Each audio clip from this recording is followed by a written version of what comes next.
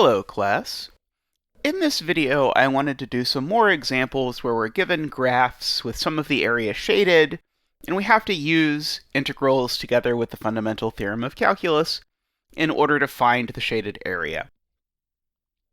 And we're having to be mindful in these that we're counting all area as positive, because the definite integral counts some area as negative, namely the area below the x-axis, and we also have to be a little bit careful about what it is that the definite integral is actually telling us at all. So here we have the function y equals x squared, should look pretty familiar, and we have the line y equals 4 cutting across it, and those two bound this sort of bowl-shaped region that I've shaded, and we want to know what the area is of this region.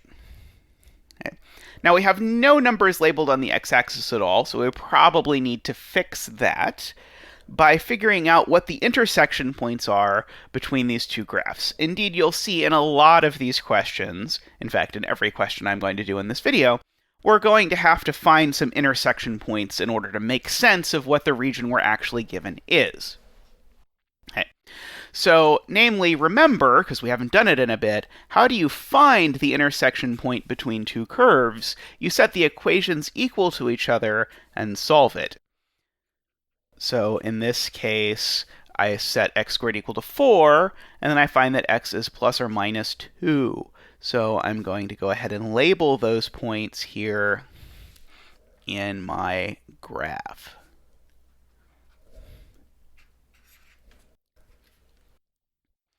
Okay.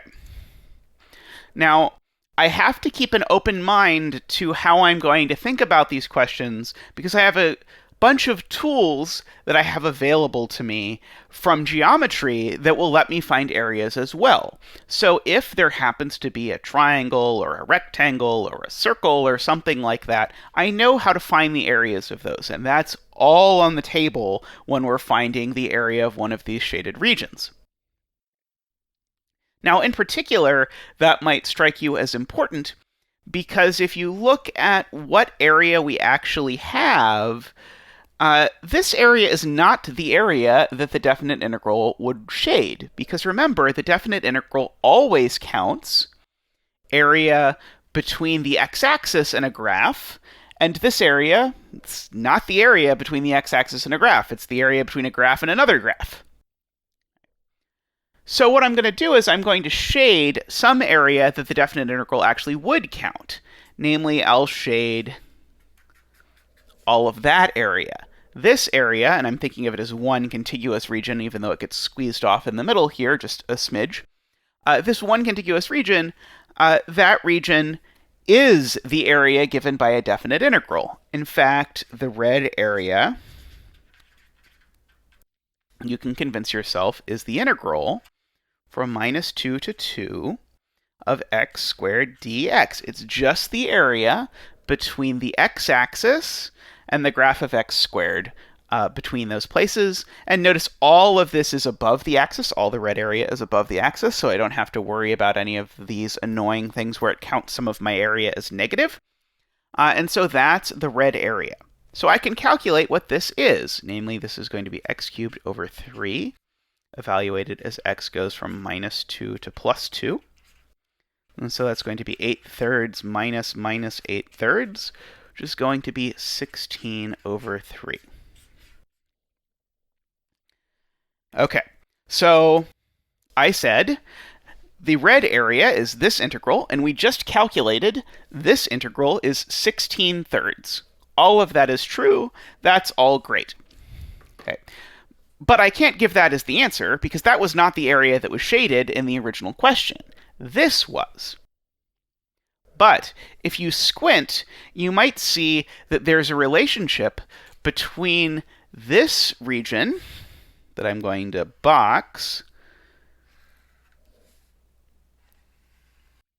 and the black region that I want and the red region that I know.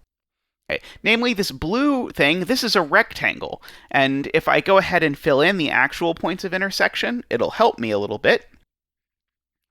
So the actual points of intersection are 2, 4, and minus 2, 4 between these two graphs. And so I can actually figure out this blue rectangle, which is in fact supposed to be a square if I drew it right. I know its area. So I'm going to write blue rectangle area.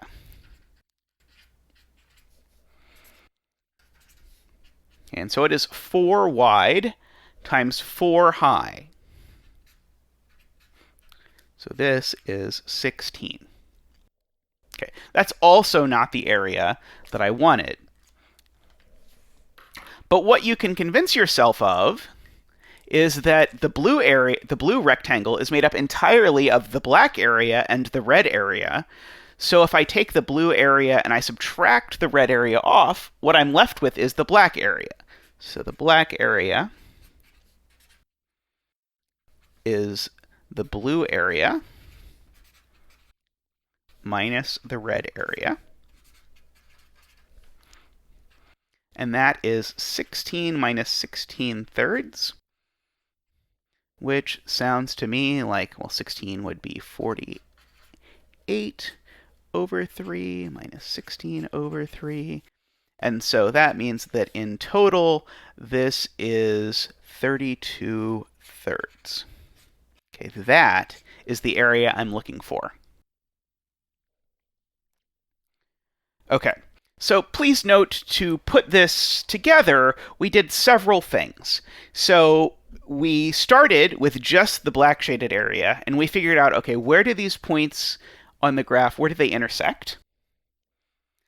And then we figured out, okay, well, what definite integral could I actually find? And so I shaded some area in red that we actually could find with a definite integral. And then I found something else I could find, namely a rectangle, that would sort of complete this picture so that I could solve for the area I actually wanted. Okay. One last note for this video.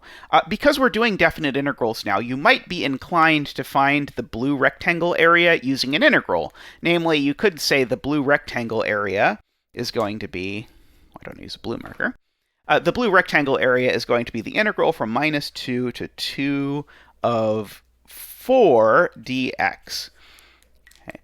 Because I'm taking the area between the x-axis at the bottom and the function y equals 4 at the top, between -2 and 2, so I'd get exactly this, which would be 4x evaluated as x goes from -2 to 2, which, if I make a slight mess over down here, that will be 4 times 2 minus 4 times -2, which will be 16, which is the same thing we got. Okay. And this is all perfectly correct. There's nothing wrong with it. Just notice that we did way more work than saying, oh, hey, that's a rectangle, so the area is 16.